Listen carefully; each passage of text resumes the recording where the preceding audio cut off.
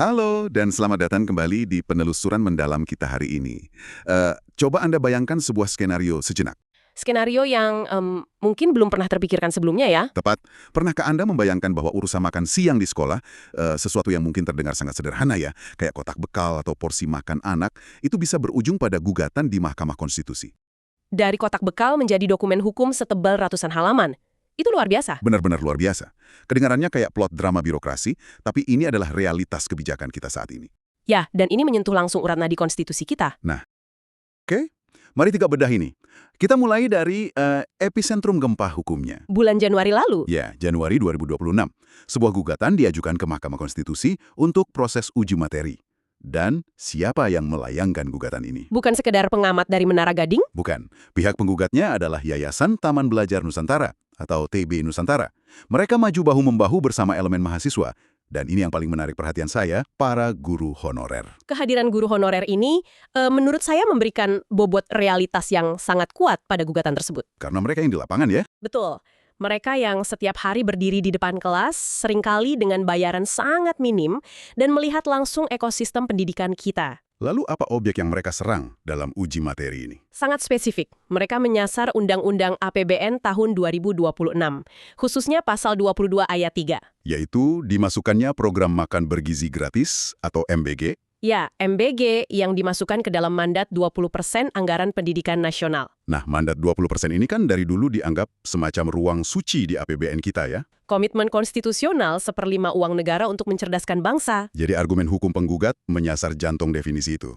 Mereka bilang ini melanggar pasal 31 ayat 4 UUD 1945. Betul, mereka menganggap ini perluasan yang tidak sah terhadap frasa penyelenggaraan pendidikan. Semacam senam birokrasi gitu ya. Finisikan ulang menjadi sebuah ekosistem lintas sektor. Ya, dalam paradigma baru ini, gizi bukan lagi hal eksternal. Gizi dianggap sebagai fondasi belajar yang mutlak. Jadi, pemerintah mengklaim memenuhi kebutuhan biologis di kantin itu sama pentingnya dengan belajar di kelas. Sebuah benturan filosofis yang sangat tajam. Pemerintah seolah bertanya, bagaimana anak bisa belajar matematika kalau perutnya kosong? Sangat logis. Tapi pihak penggugat membalas dengan logika kelangkaan sumber daya. Iya, mereka setuju mengisi perut anak itu wajib. Tapi, dan ini tapinya, uangnya jangan disedot dari dompet yang khusus dikunci konstitusi untuk beli buku dan bayar guru. Nah, perdebatan filosofis ini baru akan masuk akal kalau kita ikuti jejak uangnya, kemana anggaran itu bergeser. Mari kita lihat angka besarnya. Secara agregat, total anggaran pendidikan kita di APBN sebenarnya naik kan? Betul, kelihatannya impresif. Naik dari 724,2 triliun rupiah di tahun 2025 menjadi 769,0 triliun di tahun 2026. Angka makro seringkali berfungsi sebagai tabir asap. Kelihatannya ada suntikan dana segar untuk semua. Tapi mari kita soroti satu hal untuk Anda. Aha momennya ada di sini. Di lapisan berikutnya, Ya, anggaran untuk Badan Gizi Nasional atau BGN. Melonjak tajam, sangat tajam. 4 kali lipat dalam satu siklus anggaran. Dari 56,8 triliun, tiba-tiba meledak menjadi 223,5 triliun rupiah. MBG kini memakan 29% dari total kue anggaran pendidikan kita. Hampir sepertiga anggaran pendidikan sekarang berupa makanan. Konsekuensinya, pasti ada program lain yang ruang geraknya menyusut. Disinilah muncul dua narasi yang berseberangan tadi. Dari sisi pemerintah, mereka mengklaim program strategis seperti revitalisasi sekolah dan program Indonesia Pintar atau PIP itu tetap jalan. Ya, narasinya dana pendidikan operasional masih utuh, tidak diambil untuk MBG. Tapi pihak penggugat melihat pergeseran besar ini menggerus ruang fiskal.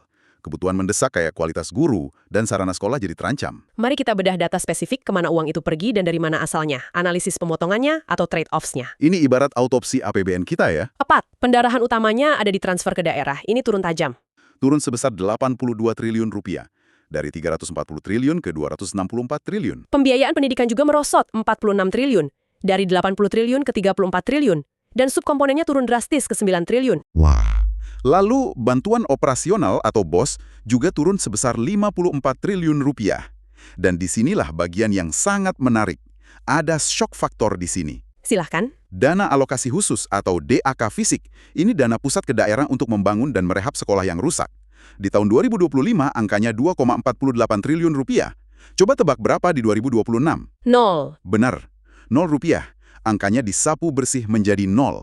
Padahal di sisi lain, ada komponen yang justru naik pesat. Birokrasi dan aparatur. Tunjangan guru ASN tercatat melesat mencapai 74,7 triliun rupiah. Jadi uang untuk bata dan semen hilang, tapi tunjangan guru ASN naik pesat. Itulah mengapa sumber kita menyebut ini sebagai game changer. Perombakan DNA pendidikan. Ada 4 dampak sistemik dari perombakan ini. Oke, apa saja itu? Pertama, resentralisasi fiskal.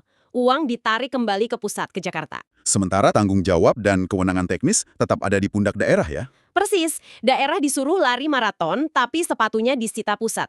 Kedua, sistem menjadi teacher-centric. Fokus belanja bergeser dari fasilitas siswa ke birokrasi guru yang berorientasi ASN. Berpusat pada guru dan birokrasinya.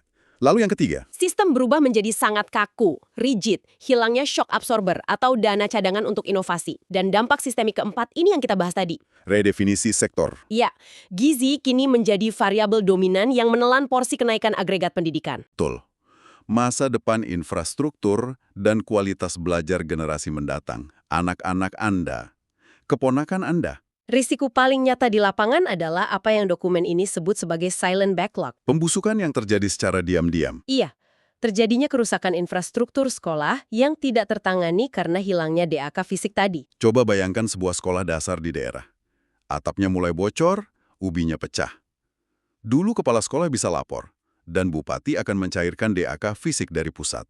Sekarang proses itu terhenti. Daerah tidak punya dana transfer yang cukup untuk memperbaikinya. Ini tidak menjadi krisis nasional dalam semalam, tapi pelan-pelan sekolahnya runtuh. Ini memilukan. Anak-anak makan siang yang bergizi dan minum susu segar, tapi mereka duduk di bawah atap kelas yang bocor saat hujan. Situasi ini memicu 3 pertanyaan kritis dari sumber kita. Pertanyaan soal akuntabilitas yang harus bisa dijawab oleh pembuat kebijakan. Apa pertanyaan pertamanya?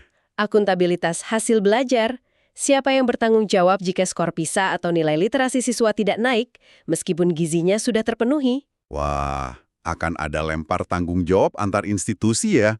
Sekolah menyalahkan gizi, BGN bilang tugasnya cuma kasih makan. Tumpang tindih otoritas yang sempurna. Pertanyaan kedua soal infrastruktur tadi. Siapa yang benar-benar akan memperbaiki sekolah rusak kalau DAK fisik ditiadakan? Karena uangnya tidak ada. Dan pertanyaan ketiga, menguji daya tahan otonomi kita.